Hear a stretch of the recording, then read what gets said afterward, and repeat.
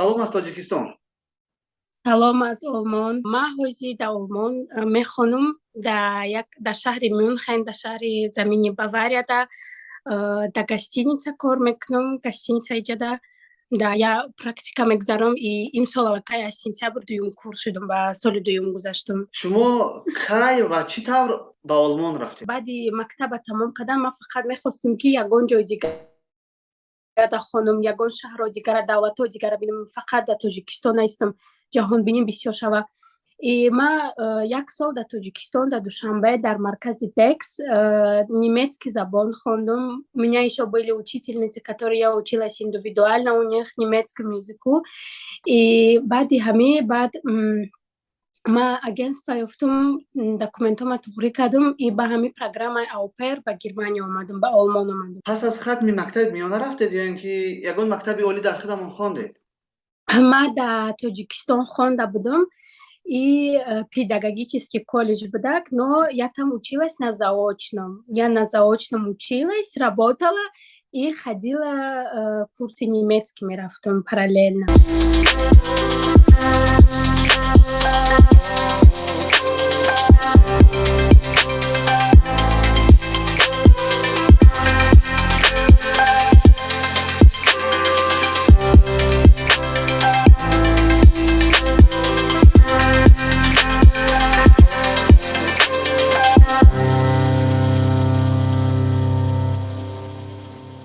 дарсҳо дар Олмон чӣ хел ҳастанд? Яъне шумо чиё меомӯзед? Ман соҳаи ҳамин гостиница мо ҳамин ресторана меомӯзем, гостиница да ҳар як ки мо чӣ тавр бо меҳмонҳо гап занем, чӣ кор кунем дар ресторан, дар гостиница. Мы учимся ҳамин напиткҳое ки то што ҳаст ҳаминҷода мо ҳамаша истифода мебарем. Мо дар бораи ҳамаи ҳамин чиз мехонем, барое ки ҳамин касба интихоб кардӣ бояд то тамоми нозукиёшат ту бидонӣ барои чӣ, дар бораи чӣ хонистӣ и кадом кора. Шумо ҳозир дар мактаби махсуси касбӣ мехонед, ҳамин хела? Ман ҳозир Ausbildung кардастам. Это Hotelfachfrau, гостиничный бизнес. Ҳамаи чизое ки гостиницада. Таҳсили шумо ба фикрам 3 сола аст. 3 сола. Пас аз 3 сол чӣ нақша доред ба? Пас аз 3 сол иншоаллоҳ ман мехоҳам ки ҳаминҷа дар ягон кор ёбам, визаи корӣ бигирам, кор кунам. Дарсҳои мактаб душвор нестанд барои шумо? Хеле душворанд, беҳад қийнанд, душворанд. Барое ки ин забони модарии худмон нестай. Чизое ки мо мехонем, ман ҳамон чизоро бовар кунем. Бисёр вақт ҳатто ба забони тоҷикӣ намедонам маъношон чияй. Лекин хай мехонем, кӯшиш мекунем, дигар роҳ надорем.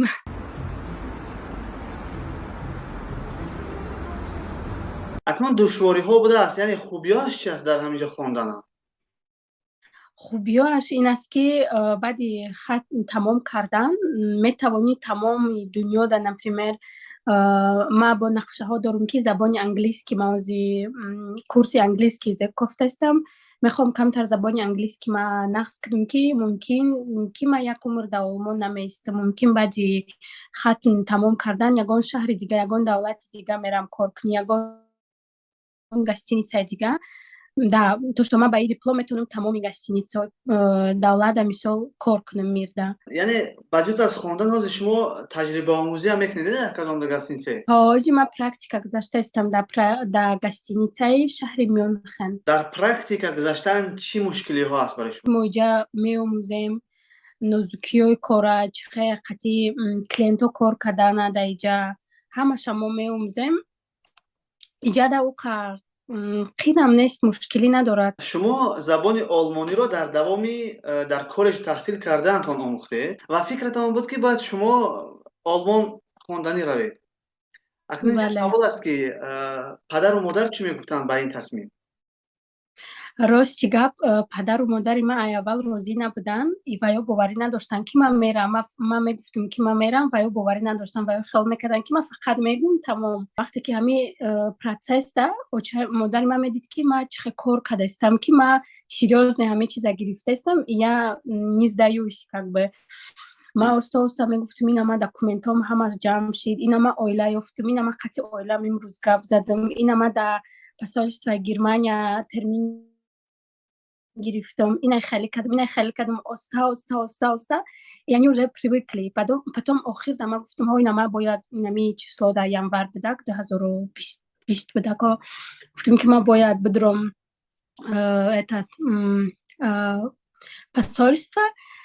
Баъд остам баъд, когда я была на работе, они мне позвонили, что шумо визатона гирифтен, биёин ба сари визатона. И ма учам да якум занг задам, гуфтам ки всё, я взяла визу, я уезжаю.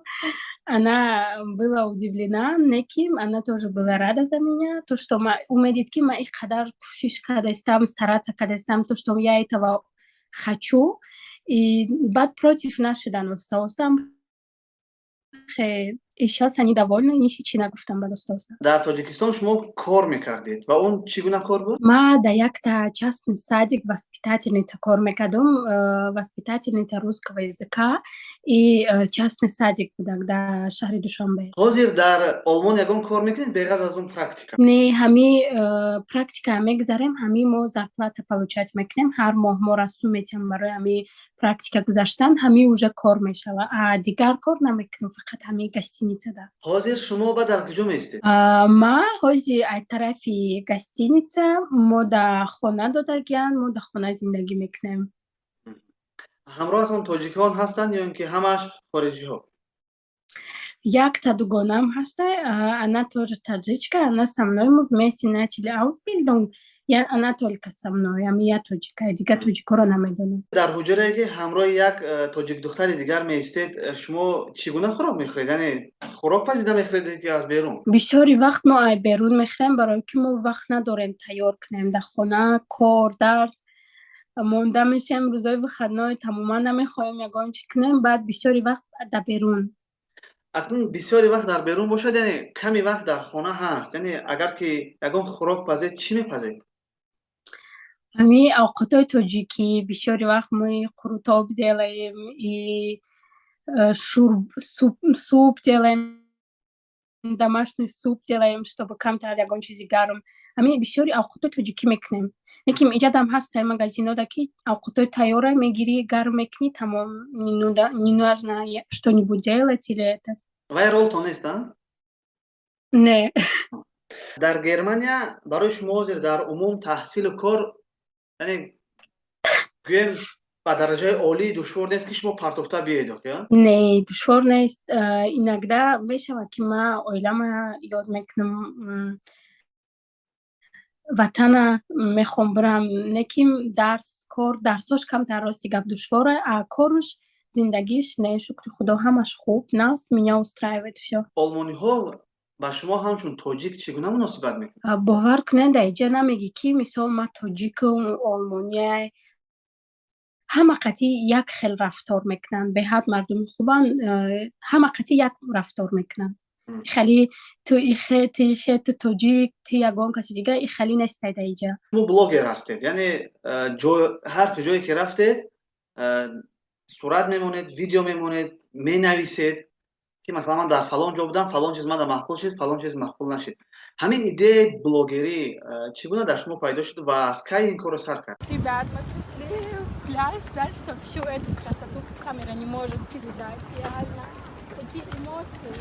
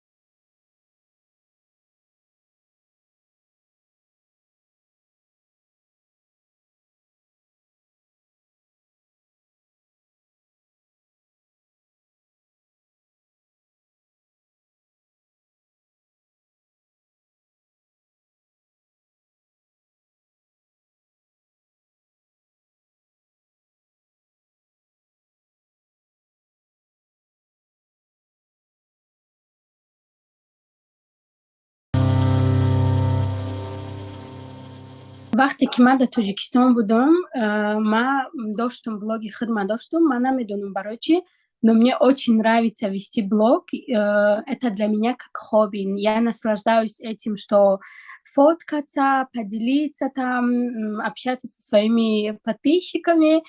И да, ман вақте ки дар Тоҷикистон будам, ман доштам блог, фақат танҳо суратҳои худам буд, тамом, ничего интересного. И пеш ҳамаи Олмон омадан ман мегуфтам ки ман агар Германия барам, ман мехоҳам ки мисол ҳамаи блогериро бисёртар вай кунам, бисёр суратҳо нависам, одамо нишон диҳам, барое ки ман намехоҳам ки як блоги просто обычный дошта бошам. Мисол ман мехоҳам ки тоҷикои мо бинанд дар ин давлатҳо чӣ гапай, дар Европа чӣ гапҳоай, куҷоҳо ҳастай, чӣ хел чизо ҳастай. Ман мехоҳам ки одамо нишон диҳам, чтоб они узнали обо всём, что-то полезное для них. Шумо 4 рӯз пеш 5 сурат аз Барселона партохтед дар инстаграматон ва дар зераш навиштед ки аз ҳама зиёд ба сагҳои онҷо шумо дил бастед. Яъне сагҳои Барселона барои шумо писанд омаданд. Барои чӣ? Ну, знаете, такие необычные собачки. Я сама тоже очень люблю домашних животных. И там я там еще отметила, что собаки из фильма моего детства, чӣ хеле ки мисол дар киноҳо медидем, вақте ки хурд будем тамошо кунем, ҳамаш мисли ҳамаи филмҳо буданд. Шумо ба кишварҳои гуногун сафар кардагед. Дар Барселона будед, дар Истанбул будед. Яъне барои як донишҷӯ духтар имкон ҳаст ки барои истироҳат он кишварҳо баравад? Ҳаст, барое ки дар даруни Европа эч чизо ҳамаш қимат нестанд. Ты, например, ты можешь за 500 евро, за 500 евро ты метавонӣ рави ягон шаҳр биёи, барое ки самолётҳошонам дар даруни Европа қимат нестай.